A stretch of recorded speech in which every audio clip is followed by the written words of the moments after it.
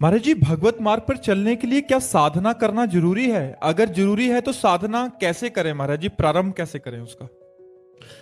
किसी भी कार्य को करने के पहले हमारा लक्ष्य दृढ़ होना चाहिए।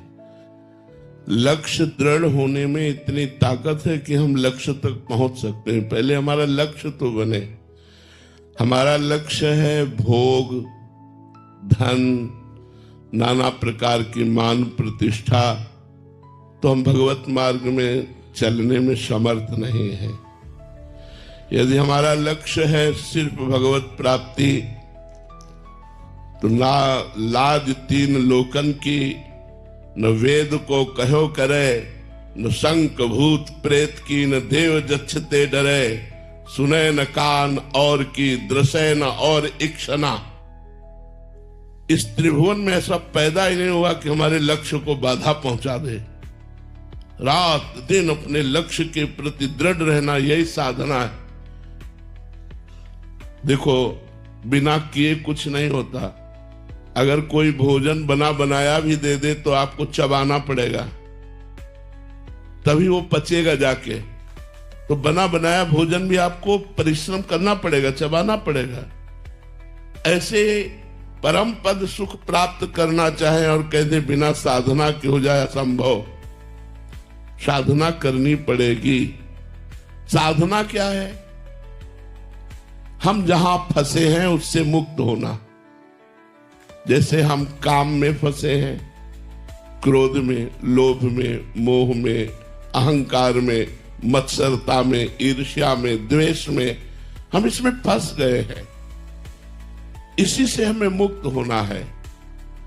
तो काम क्रोध आदि शत्रुओं पर विजय प्राप्त करने के लिए राधा नाम समर्थ है। राधा राधा राधा आप रटिए, और काम क्रोध आदि शत्रु जब आप आक्रमण कर रहे हो उस समय सहिए।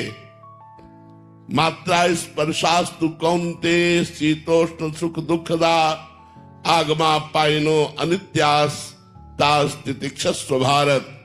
हे भारत, हे अर्जुन, ये काम क्रोध दुख सुख लाभ हानि ये आने जाने वाले हैं, इनसे व्यथित मत होइए, इनको सहिए। और नाम जप करने से सहने की सामर्थ्य प्राप्त होती है। तो बिना साधना की भगवत प्राप्ति नहीं, और बिना भगवत प्राप्ति का लक्ष्य दृढ़ किए हमारी साधना नहीं होती। और जब तक भोगों में प्रीति है तब तक लक्ष्य दृढ़ नहीं होता। भोगैश्वर्य प्रसक्ता नाम तया प्रहत चेतसाम, व्यवसायत्मिका बुद्धि समाधौ न विधीयते।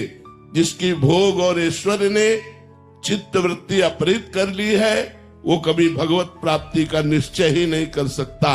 हाँ, यदि सत्संग मिले और विवेक जागृत हो तो वो कर सकता है।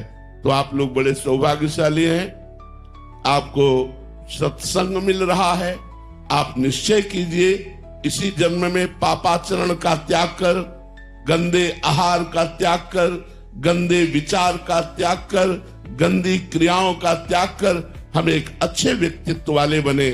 ना भगवान को प्राप्त कर सके तो हमारा अगला जन्म सुअर कुत्ता का तो ना हो, हमें पुनः मनुष्य जन्म मिले और हम फिर अपने राष्ट्र की सेवा कर पावे, समाज की सेवा कर पावे, भगवान को रिझा पावे। ऐसी साधना जरूर करनी चाहिए।